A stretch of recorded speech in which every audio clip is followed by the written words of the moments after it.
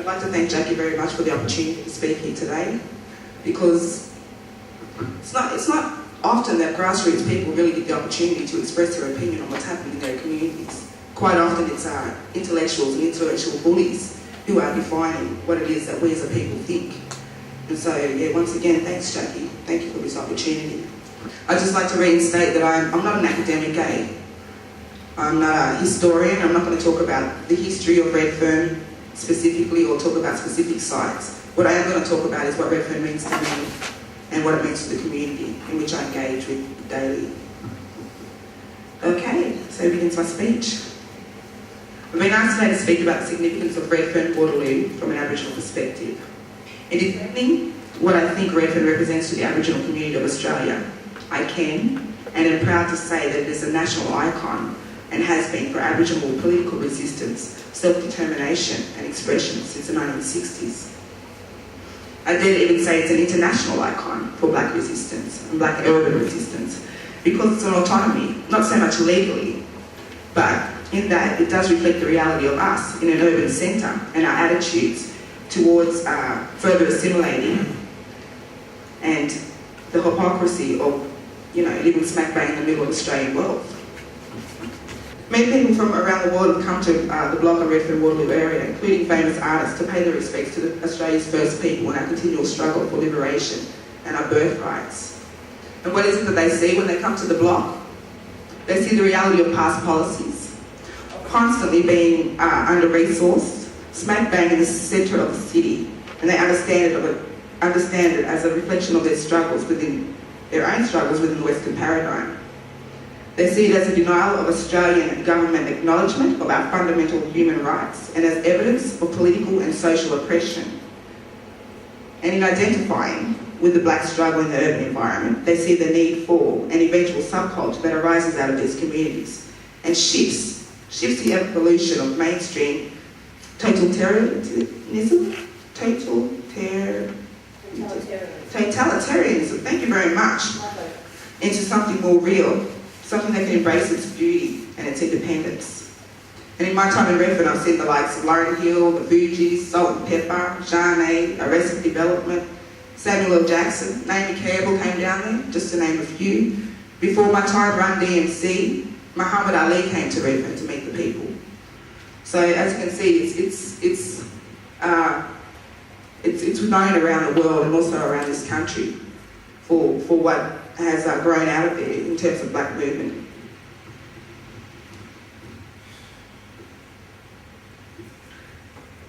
In terms of the local, state and federal government's attitudes to Redfern, and I'm talking about now, I suppose it hasn't really changed that much from the 1800s and their attitude towards the Aboriginal problem. They continue to ignore underlying issues, and their basic attitude is to get rid of the Aboriginal, of what's known as the Aboriginal problem. And I think that's really behind the push to get rid of the block.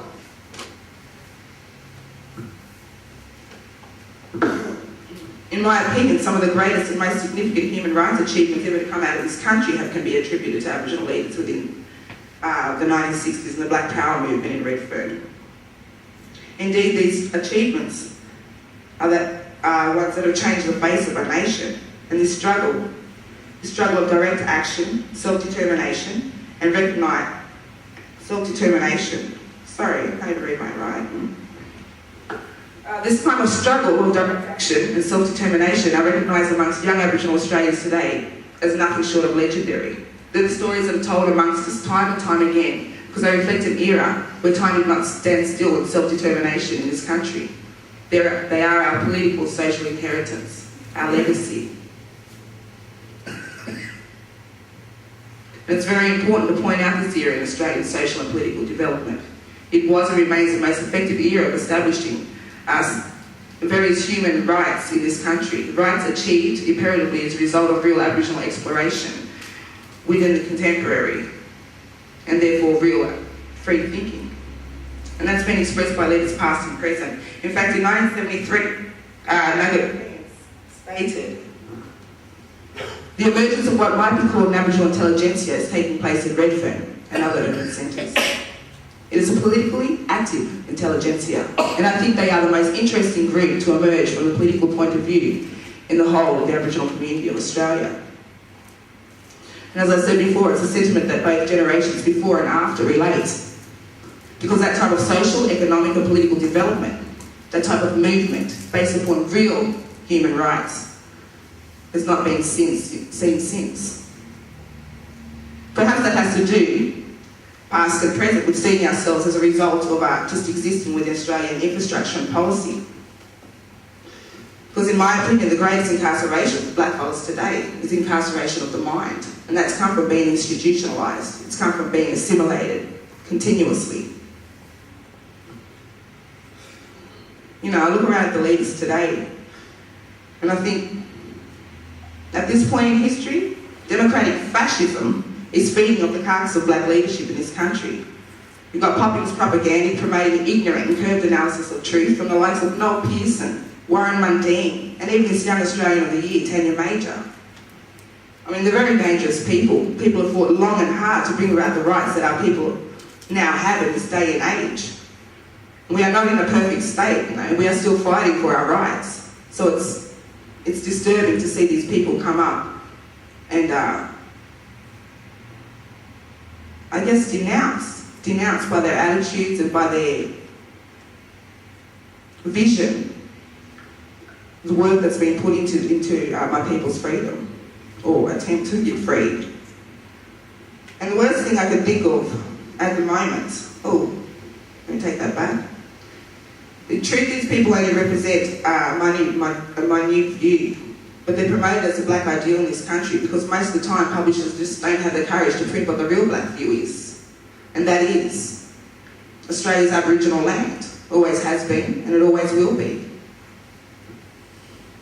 And the worst part of that, the worst part of these people being promoted to the position of representing authentic Aboriginal views nationally is they're often misinterpreted by the wider Australian public as being the only voice of Black Australia, and that their policies their social influences, their views influence social policy all over this country, including, you know, in my community, Redfern, Waterloo.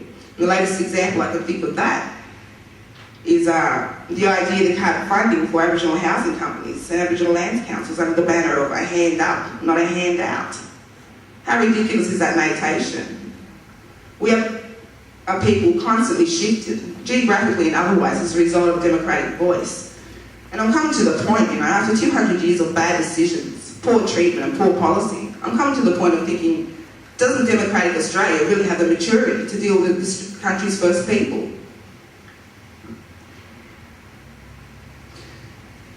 You know, it's interesting we've been asked to think about George Orwell's 1984 party slogan, who controls the past controls the future, and who controls the present controls the past.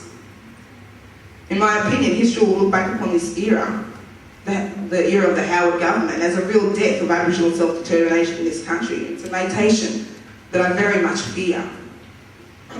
But it's one that's rearing its ugly head in all areas of leadership. Just recently, I was at a reconciliation forum, which is a youth movement for reconciliation. And one young fellow jumped up and he gave the suggestion that in order to bring independent bodies and other people into reconciliation, that they drop the policy of supporting self-determination. How sad is that? How sad is that this young boy feels like the only way he can get support from the wider Australian community is to drop Aboriginal self-determination? I mean, are we really at that state in this day? Of course, my response was, you know, hopefully what most Aboriginal people's response will be. If you drop self-determination for reconciliation, I no longer want a part of it. I no longer want to be involved in it. And the truth about reconciliation is, you know, more non-Aboriginal people are involved than there are blackfellas. So something that was thought to bring together two independent and distinctive cultural views has now turned into the majority, once again, making decisions for us. For myself personally, I believe in reconciliation amongst the mob, first and foremost, because if we are divided at present through past and present policies, then how can reconciliation Australia exist? How can practical reconciliation exist? To me, it just seems like a fundamental stepping stone to get to real reconciliation in this country. And you know, some of my views, I'm sure I could be arrested for in this day. Because I believe that we need to be established as an independent body with political, economic and social freedom.